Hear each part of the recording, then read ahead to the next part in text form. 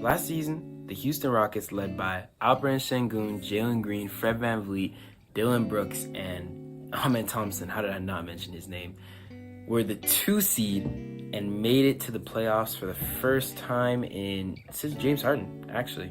They lost in the first round to the Golden State Warriors, but went on in the offseason to make a big now move, trading for Kevin Durant. They traded for Kevin Durant, one of the greatest players of all time. And this season, I can certainly say it hasn't been exactly what everybody expected. The Houston Rockets are currently the 4th seed in the West. They're 51-29, which is fine. And of course, especially in the West, the way the West's been moving this year, like literally, if you look at the 3 teams above them, the Denver Nuggets are 10-0 in their last 10 games. They're on a 10-game win streak. The Spurs are 9-1 in their last 10 games, and the Thunder are 9-1 in their last 10 games on a 7-game win streak. The Spurs, I think, are 29-3 in the last 32 games. The Thunder are like 21-1 or 21-3 or some crazy number like that, 21-2 maybe in their last 23 games. These teams are really historical, man.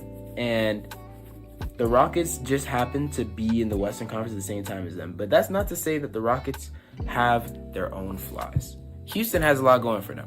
They have Kevin Durant, because Kevin Durant is still producing at such a level at this age, and he's still a top scorer in the league. 25 points per game, 51% from the field, 40% from 3, 87% from the free throw line. Those stats might be slightly outdated because I got these stats a few days ago.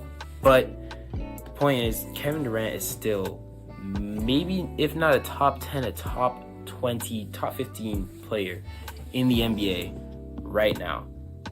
And he's been just Kevin Durant this year. Alperen Sengun has had a bit of a jump. 20 points per game, 6 assists per game, 51% from the field. Amen Thompson has had a scoring jump, 14 points per game to 18 points per game. And those 3, that little big 3, has been the people leading them to these wins. And their offense has been solid with run through those 3. But the defense, man, the defense is what Houston is known for. The Houston Rockets are 7th in the league in defensive rating, which is only behind, the Raptors are, that's actually really surprising to me. I can't lie. The Raptors have a 3rd best defense in the East. That's kind of crazy. But regardless, it's the Thunder, the Pistons, the Spurs, the Celtics, the Raptors, and the Timberwolves. And the Rockets are the next best defense right after those 6 teams. The Rockets have a really good defense. Amen Thompson is an all-defensive player. Even without your guys in Steven Adams and Fred VanVleet, you still have Clint Capella, you still have Josh Okogie, you still have Tari Eason, you still have Dorian Finney-Smith, you still have Reed Shepherd, who's been amazing in his first real, last year he played, so it's his 2nd season. He's come out this year as a sophomore and been in 6th man of the year conversations. It's been a really great year for Houston overall, and it's been on offense and it's been on defense. But there are some times when you look at Houston and you'll be like, what the heck is going on? Before the season started, in an insane stroke of bad luck, Fred VanVleet got injured during practice. And that was a huge hit to the Houston Rockets because Fred VanVleet was their point guard. He was their leader. He was the guy who really played probably the biggest role, if not one of the biggest roles in bringing them to the playoffs. And they lost him for the entire season, which is really insane when you think about it, that they've still been doing this without their point guard. But because Fred VanVleet hasn't been there, guys like KD have had to take a lot of the ball handling responsibility. And KD, he's averaging 3 turnovers per game right now. He's probably not the best guy with the ball in his hands. And while there are guys on the team who can have the ball in their hands for certain periods of time, they don't have a true point guard right now. And that's definitely hurt them. The Houston Rockets are currently 6th in the league in turnovers. All the teams above them are below average to bad teams. And the only team close to their caliber here is the Detroit Pistons, which actually makes a good amount of sense considering their main offense funnels through Cade. Minnesota Timberwolves, then you go down and you'll get some, but only 2 teams in the top 10 are the Rockets and the Pistons. And for the Rockets, when you don't have a true point guard on your team, you're not going to have a guy to slow the offense down, to calm everything down, to be the floor general. So that's going to, of course, make it harder for you guys to make plays. They have also had some struggles when it comes to defending. Surprisingly, as really their defense was their biggest strength last year with Ahmed Thompson, with Tari Eason, with the whole, that was kind of becoming their identity last year when they were 2 seed. And now, this year, they lost to the Bulls. And I watched the tape on this Bulls loss. The Rockets allowed the Bulls to score 132 points. Kevin Durant, 47-5. Alperen Şengün, 33, 13, and 10 with 2 steals and 2 blocks. Reed Sheppard with 13, 5, and 6 assists with 2 steals and 2 blocks. But on the Bulls side, man, Matas Buzelis, 23 points. Jalen Smith, 15 points. Trey Jones, 15 points. Josh Giddey, 15, 13 assists. Colin Sexton, 25 points. Rob Dillingham, 9 points. And one thing that you'll notice with the Bulls is they are a very guard-heavy team. They're a very small team. And lots of these guards, as I watched the game, were just doing whatever they wanted. They were just too quick for the Rockets defenders. And that's when I realized that the Rockets, although they have a great defensive team, their real perimeter defenders are Ahmed Thompson and Reed Sheppard. And maybe Josh Okogie. And the rest, it's not that great. The Rockets, what they really prioritized when building this team was size. And that's great in many ways. The Rockets don't exactly have the best personnel to guard the smaller guys. The Rockets chose to stack their best players in the front court, and it was crazy when they came to the season. We look at their starting lineup, we see Ahmed Thompson at the 1, KD at the 2, Jabari Smith at the 3, Şengün at the 4, and Steven Adams at the 5. And Steven Adams isn't here right now, so of course they can't run a lineup like that. But their goal is to go big.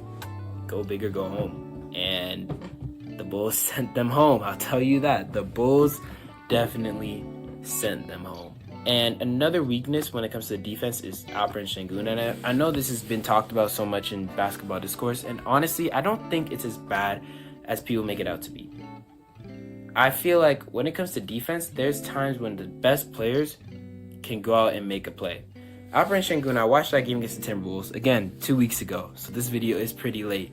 But I watched the game against the Timberwolves where he made those plays, he got those blocks, he got those clutch plays against the Timberwolves. He was actually making a difference in the defensive end in those late moments. And although they lost the game, Alperen Şengün was a big reason why they got it to overtime. He was actually the only reason they made it to overtime. I don't think it's horrible, but I definitely think there is much to be desired. And so I can see where the criticism comes from, and I see for sure how that could be a problem once playoff time comes. Also, Şengün's shooting splits aren't great, 30% from 3 and 68% from the free throw line, and that could also be a problem come playoff time, but I don't think that's as much of a problem as the others that I've already talked about. When it comes to shooting in general really on this team, though, that is genuinely an issue. You have Kevin Durant and Reed Sheppard, who are great shooters, but then you have Ahmed Thompson, not a great shooter, Josh Okogie, not a great shooter, Jabari Smith, on and off, Alperen Şengün, like we just said, not a great shooter. Clint Capella can't shoot. Tari Eason, I think he didn't make a shot for like 3 months in a row. He missed every jump shot he took, or something, maybe not 3 months. Probably over like exaggerating that. But the point is, this Rockets team isn't exactly the most reliable shooting team. And Fred VanVleet, of course, is one of those guys who would take a lot of that pressure off of them. Even a guy like Jalen Green or Dylan Brooks would take a lot of that pressure off of them. And of course, they got Kevin Durant, who's one of the greatest scorers of our generation. But they don't have a lot of shooting left. They do not have a lot of shooting left. And that is for sure a problem, and it will be an even bigger problem when playoff time comes. I decided to look at the 5 biggest contenders in the West, aside from the Houston Rockets. And I decided to look at their matchups and see how cooked are the Rockets really. That might be the title of this video. That's not a bad idea. Now, the Thunder have been the best team in the NBA by far this season. Maybe not by far, because the Spurs have been insane as well, but the Thunder have been really, really good. Shai Gilgeous-Alexander is in MVP conversations. Holmgren was, at the very least, in DPOY conversations before Wemby kind of shut those down. And their supporting cast is, well, like, widely regarded as the best supporting cast in the NBA. Even though Jalen Williams hasn't even been back at full strength and he hasn't been playing like the Jalen Williams we know, the Thunder have been really, really good, man. The Thunder have been really, really good. And so when I look at this matchup, I see that the Thunder have tons of small guards who can exploit the Rockets' defense. Shai Gilgeous-Alexander is maybe 6'5", 6'6", but still a guard who can exploit their defense. Isaiah Joe, Cason Wallace, Aaron Wiggins, AJ Mitchell. And while we don't know how many of these guards are going to be consistently producing in the playoffs, I see what happened in the Bulls game, and I just see that in this hypothetical series between Thunder and the Rockets over and over and over again. I could see AJ Mitchell playing the Rockets and dropping 30 at least 2 games in the playoff series, which is not very good. Because if Amen Thompson is going to be your main perimeter defender, he's going to be guarding Shai Gilgeous-Alexander. And when you have him guarding Shai, who's left to guard the rest? While the Rockets do have some good defenders, and I feel like they have adequate defense to where they could guard against a team most of the time, I really was just shaken by what I saw against the Bulls. That's 100% a game that the Rockets need to win.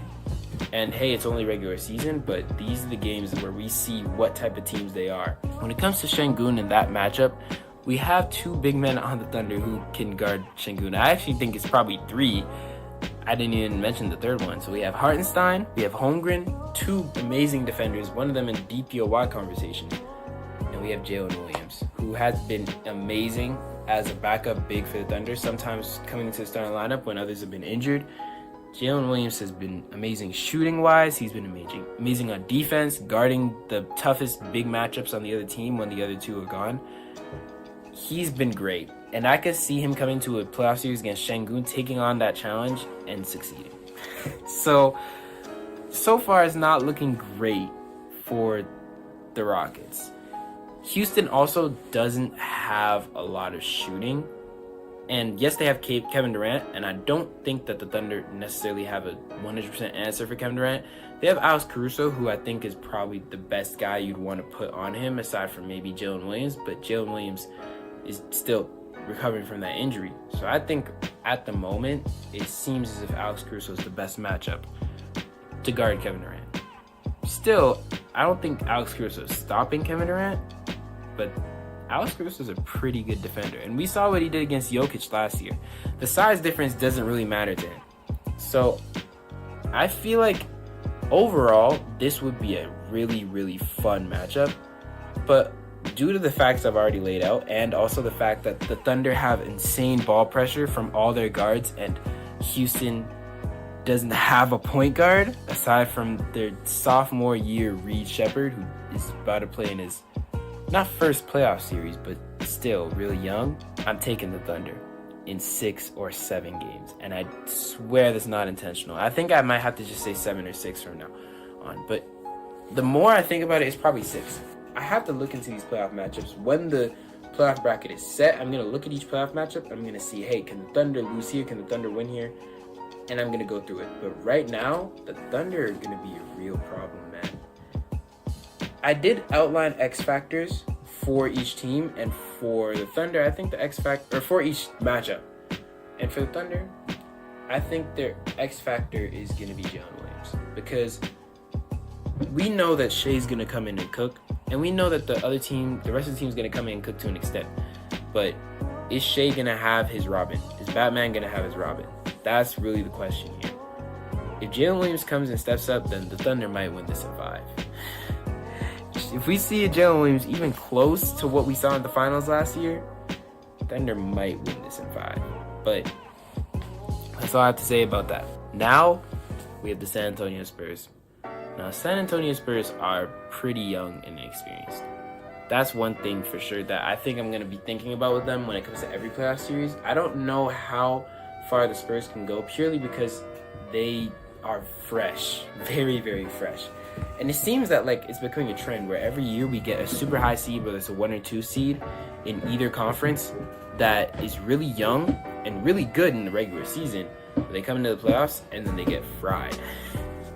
And although Victor Wembanyama has defied every line that's been set for him, Victor Wembanyama is amazing. Victor Wembanyama, I think in this matchup is cooking Şengün, and I think he's doing that on both the offensive and defensive end. The inexperience is really what makes me kind of questionable about it. And aside from that, the Spurs are a really, really good matchup for the Rockets. The Spurs have tons of small guards. They have Dylan Harper, they have De'Aaron Fox, and they have Stephon Castle. All three explosive small guards who can get to the basket and exploit that Rockets perimeter defense. Although the Spurs don't necessarily have a great matchup to guard KD, unless they're putting Wemby on KD, then who are they putting on Şengün? Like, I feel like the Rockets' size does for sure make a difference here, because Wemby can only really guard one guy. I mean, it's Wemby, so of course he can like play help defense. But I feel like to an extent, you're gonna have to send Wemby somewhere. That decision is going to be a hard decision to make when you have KD and Alperen Şengün on the other team. So I could definitely see the Rockets taking a few games, but if we're being real, the Spurs are frying the Rockets too. And it really comes down to the playoff experience. If the playoff experience comes in, maybe the Rockets come in and take it. But right now, I'm saying the Spurs in 7 or 6 games.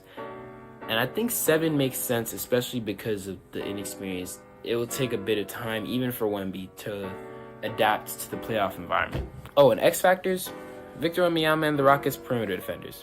As simple as that. Because Victor Wembanyama, if he's really the man he's been all season, the man that the NBA media says he is, the Rockets don't stand a chance.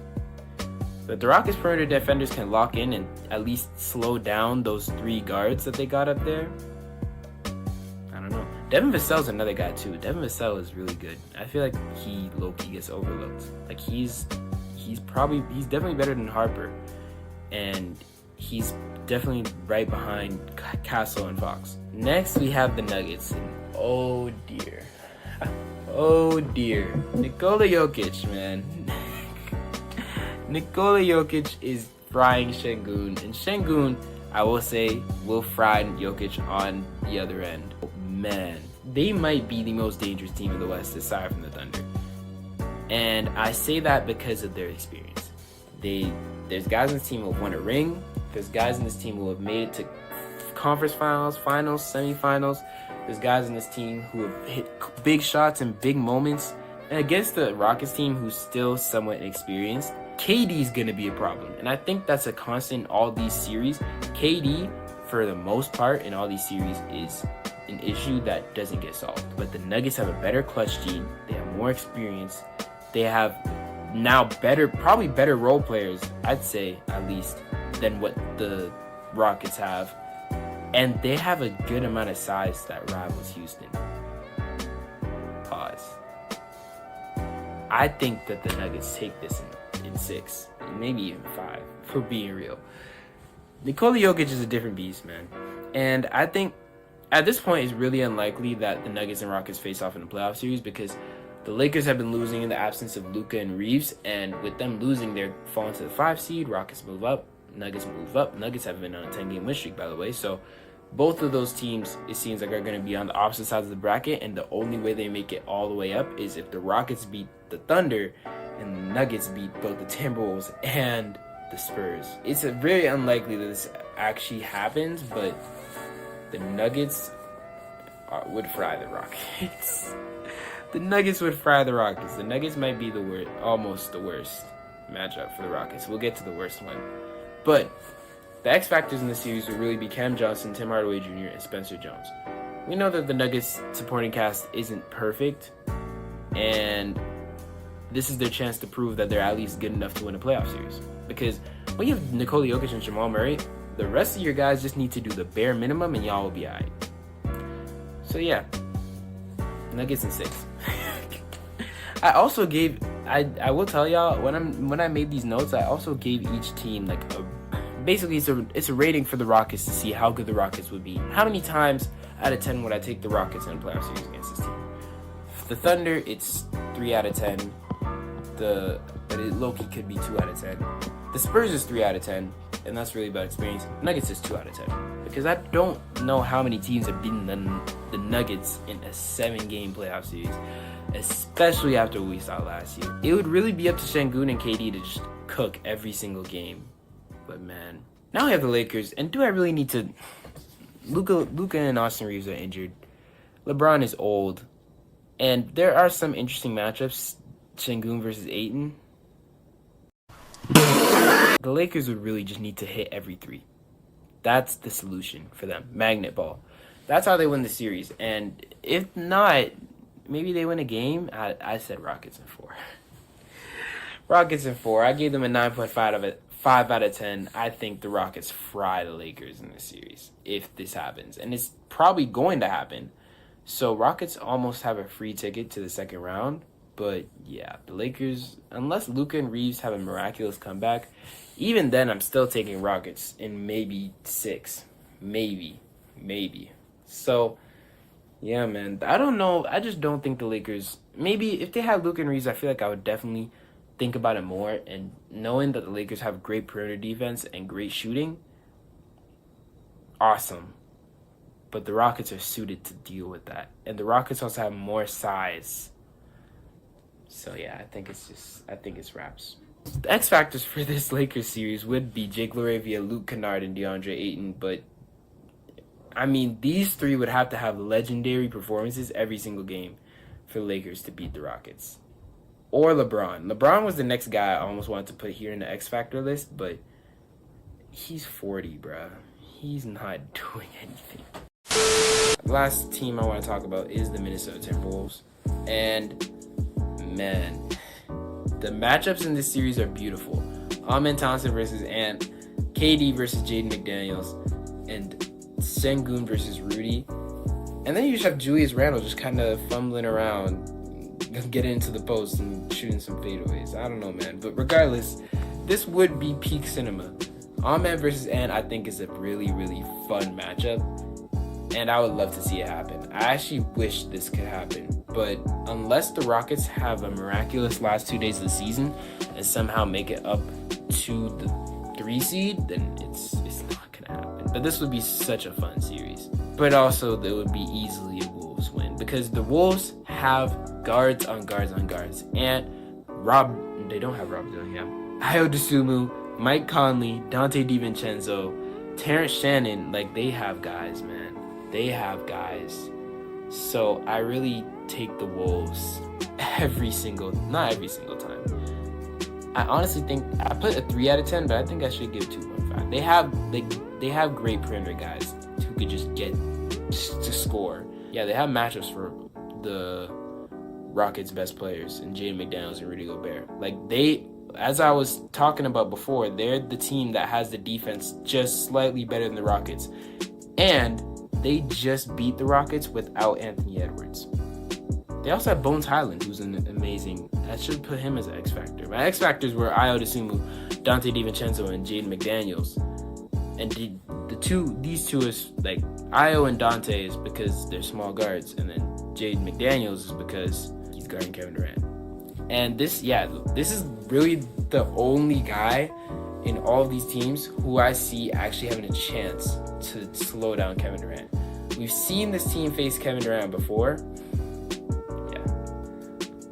I think that the T-Wolves would fry them. And I know that Houston could, if Houston's hitting their shots, it could be dangerous.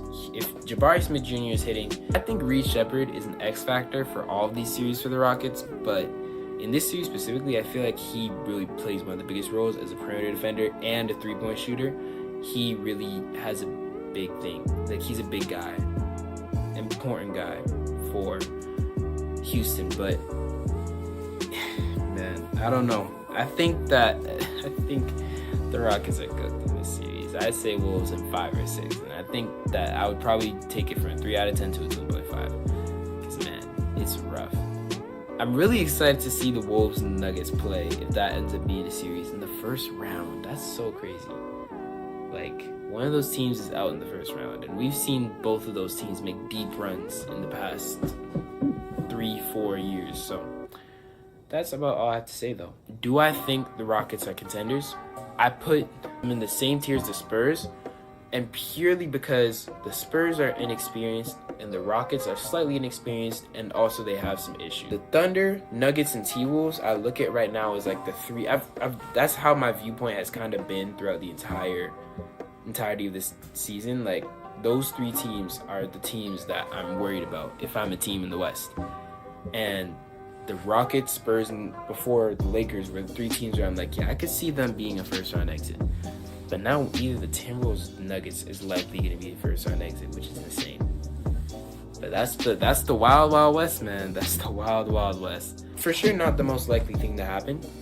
I don't even think this is the second most likely thing to happen. Yeah, this was my analysis, man. There's no real but after that. It's just really wait till Fred VanVleet comes back. This is them not even at full strength. If the Rockets prove me wrong and do this without Fred VanVleet, I would be shocked.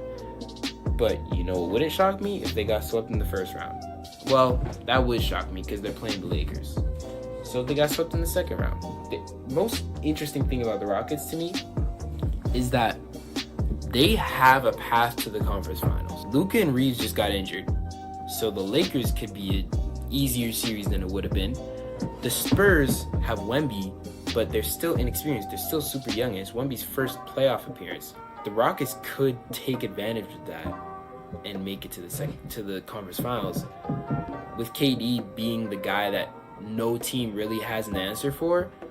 Yeah, I think for sure, especially on this side of the bracket, yeah, KD, I think if you had to ask me today, I think I could actually take the Rockets all the way to the conference finals. And then they get swept by whatever team comes out of the other side. But I'm of course I'm over exaggerating. I think the Rockets are a good team. It's just, man, when you look at those top three, I really don't know what you're doing. I don't know what you're gonna do. And it's funny because the Timberwolves are 6th seed, so they're not even the top team. I just see the playoff DNA, and I'm just like, yeah. Like, I'm never doubting that team again because of how people have doubted in the past 2 years, and they proved people wrong both times. I didn't talk about the Rockets going as East teams, but I could go over really quickly. If the Rockets face the Pistons, I feel like that's a genuinely good matchup, where the Rockets have size and physicality that counters the Pistons' size and physicality. The Pistons aren't a team with a ton of perimeter creators, which works out for the Rockets.